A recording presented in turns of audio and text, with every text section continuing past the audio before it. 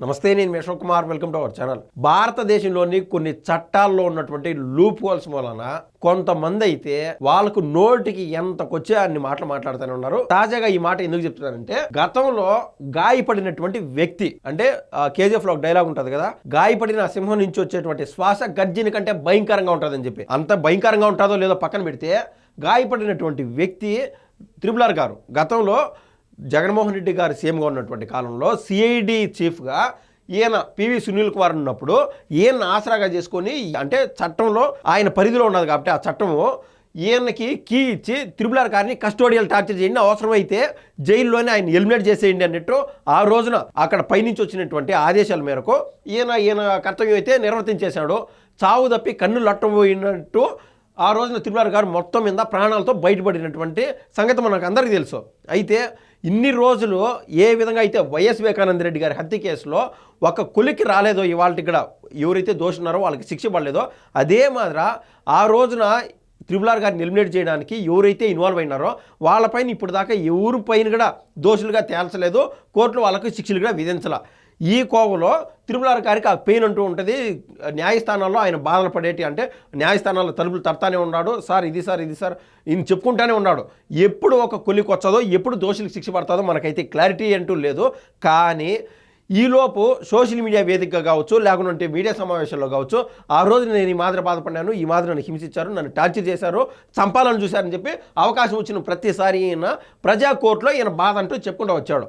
తాజాగా ఈయన ఏదైతే నేను ఇందాక లాజిక్ చెప్పానో, క్రిస్టియన్స్ ఎవరైతే ఉన్నారో వాళ్ళు గతంలో కన్నా ఎస్సీలుగా ఉంటే ఎస్సీలు అనేది క్రిస్టియన్స్కి వర్తించదు, అది పూర్తిగా భిన్నంగా ఉంటుందని చెప్పి కోర్టు వారే ఈ మధ్య అనేక సందర్భాల్లో తీర్పులు ఇచ్చినటువంటి నేపథ్యంలో ఈ పివి సునీల్ కుమార్ అనేటువంటి వ్యక్తి ఈ మధ్య అంబేద్కర్ గారి యొక్క పుట్టినరోజు సందర్భంగా ఈయన చేసినటువంటి కొన్ని వ్యాఖ్యలు ఏం చేశారంటే, కుల రాజకీయాలు చేసే విధంగా ఈయన మాట్లాడాడనమాట. జగన్మోహన్ రెడ్డి గారి హయాంలో ఏ రోజున కులాల గురించి మాట్లాడినటువంటి వ్యక్తి పివి సునీల్ కుమార్ ఈ రోజున కూటమి ప్రభుత్వం పనిచేస్తూ ఉంటే, అంత అద్భుతంగా పనిచేస్తూ ఉంటే ఈయన వచ్చి ఏమన్నాడు, కులాల మధ్య చిచ్చు పెట్టే విధంగా కాపులు సీఎం అవ్వాలా, దళితులు డిప్యూటీ చీఫ్ మినిస్టర్ అవ్వాలని చెప్పి ఈయన వ్యాఖ్యలు చేయడం జరిగింది. అసలు గవర్నమెంట్ జాబ్ చేస్తూ ఉన్నటువంటి ఈ వ్యక్తి అటువంటి రాజకీయ వ్యాఖ్యలు చేయకూడదు. లాజికల్గా మనకు సంబంధించినటువంటి స్నేహితులు ఎవరైనా గవర్నమెంట్ జాబ్లో ఉంటే వాళ్ళు సోషల్ మీడియాలో రాజకీయంగా పోస్టులు అంటూ పెట్టేదానికి అవకాశమే లేదు, పెట్టరు కూడా. వాళ్ళకి ఏదైనా వ్యక్తిగత అభిప్రాయాలు ఉంటే ఉండొచ్చు, కానీ ఫేస్బుక్ అనో, లేకుంటే ఇన్స్టాగ్రామో, లేకుంటే యూట్యూబో రాజకీయంగా ఒక్క వ్యాఖ్య కూడా చేయకూడదు. ఎందుకంటే వాళ్ళు జాబే పోయేటువంటి అవకాశం ఉంది. అటువంటి లాజిక్ తెలిసినటువంటి ఈ వ్యక్తి, ఐపీఎస్ హోదాలో ఉన్నటువంటి ఈ వ్యక్తి ఈ మధ్య అలా రాజకీయ వ్యాఖ్యలు చేయడంతో ఈయనకు చిరెత్తుకొని వచ్చి ఏమన్నాడంటే, ఎస్, మీరు ప్రతిసారి రాజకీయంగా కావాలని కులాల పేరు తీసుకొస్తున్నారు కాబట్టి ఆ కులాలకు సంబంధించి ఒక లాజిక్ చెప్పాడనమాట త్రిపుల్ గారు. ట్వీట్ రూపంలో ఒక మాట చెప్పాడు. అదేంటంటే, పివి సునీల్ కుమార్ గారి యొక్క తల్లి వ్యవహారం తీసుకొచ్చి త్రిపుల్ గారు మాట్లాడినటువంటి మాట ఏంటంటే, ఈ సమాధి గతం మర్చిపోయిన పివి సునీల్ కుమార్ గారి మాతృమూర్తి గతించిన పిమ్మట పూడ్చి చింతపూడి విలువలో కట్టినది. ఈమె వీడియోగా పనిచేశారు. పాతాళ గ్రేస్ దయాలు వారి పేరు.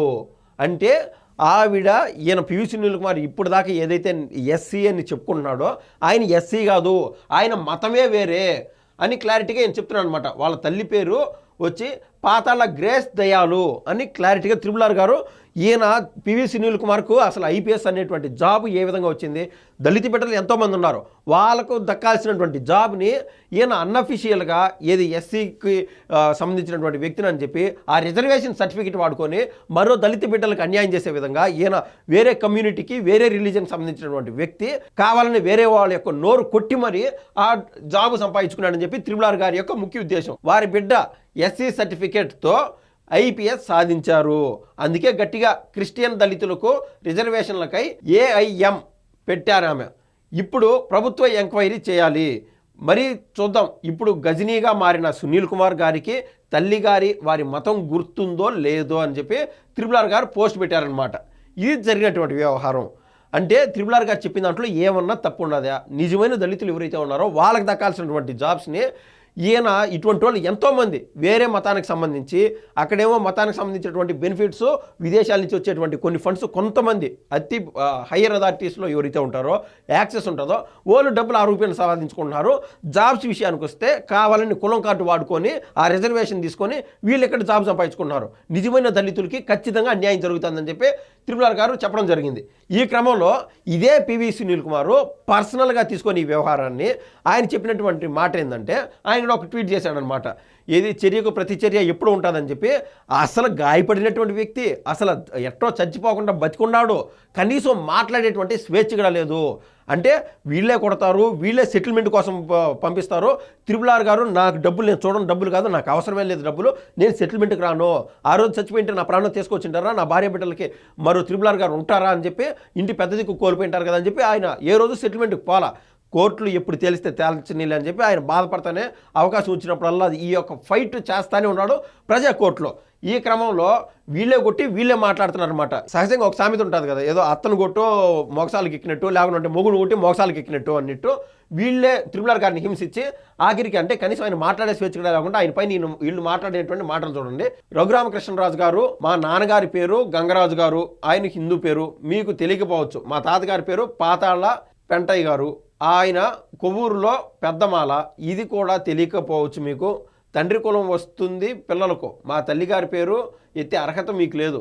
మీ కుటుంబంలో మీరు 420, మీ కొడుకు భరత్తో ఒక 420, మీ కూతురు ఇందిరా ఒక 420, మొత్తంగా మీరంతా కేసుల్లో ఉన్న ఒక నేర కుటుంబం. ఈ కేసులు అక్రమంగా పెట్టారని చెప్పి త్రిపుల్ గారు ఫైట్ చేశారు. ఆ కోర్టులో ఇంకా రేపు మాపో ఆ కేసు కూడా వీగిపోయేటువంటి అవకాశం ఉన్నది. ఇంకా ఈయన ఐపీఎస్ హోదాలో ఉండి అవకాశం వచ్చినప్పుడల్లా కులాల పేరు వాడుకుంటా ఈయన ముందు మాట్లాడినాడు కాబట్టే, కావాలని ఆంధ్ర రాష్ట్రంలో కులాల మధ్య చిచ్చు పెట్టాలని ప్రయత్నం చేశాడు కాబట్టే త్రిపుల్ గారు ఈయన బయోడేటా మొత్తం బయటికి తీసి వెలికి చూపించాడనమాట. కానీ ఈయన చెప్తాను ఏంది, తండ్రిది ఒక కులమో తల్లిది ఒక కులమో, నేను రిజర్వేషన్ వరకు తండ్రి కులం బేస్ మీద పోతాను, కానీ నేను పెద్ద క్రిస్టియన్ అని చెప్పి 2 బెనిఫిట్లు పివి సునీల్ కుమార్కు ఉన్నాయి. అలా ఈయన సమాజంలో ఆ మాదిరి చెప్పుకొని తిరుగుతున్నాడు. ఇంక దీనికి సంబంధించి విషయం చూడండి, రఘురామపై ఎన్నెన్ని మాటలు అన్నారో కదా. అసలే రఘురామ సున్నిత మనస్కుడు, చిన్న మాట అన్నా నొచ్చుకునే మనస్తత్వం, శరీరం గాయం పరిస్తే కొన్ని రోజులకు మానిపోతాయి, అదే మనసుకు గాయం చేస్తే ఏం చెప్పగలం. పాపం రఘురామ కస్టడీల్లో సునీల్ ఏమన్నారో ఏమో ప్రపంచానికి తెలీదు, కానీ సోషల్ మీడియాలో అక్షరాలతో కొడుతున్న దెబ్బలు మాత్రం ఎందుకులేండి, ఆ బాధ చెప్పుకోవడానికి మాటలు కూడా రాలేదంటే నమ్మండి.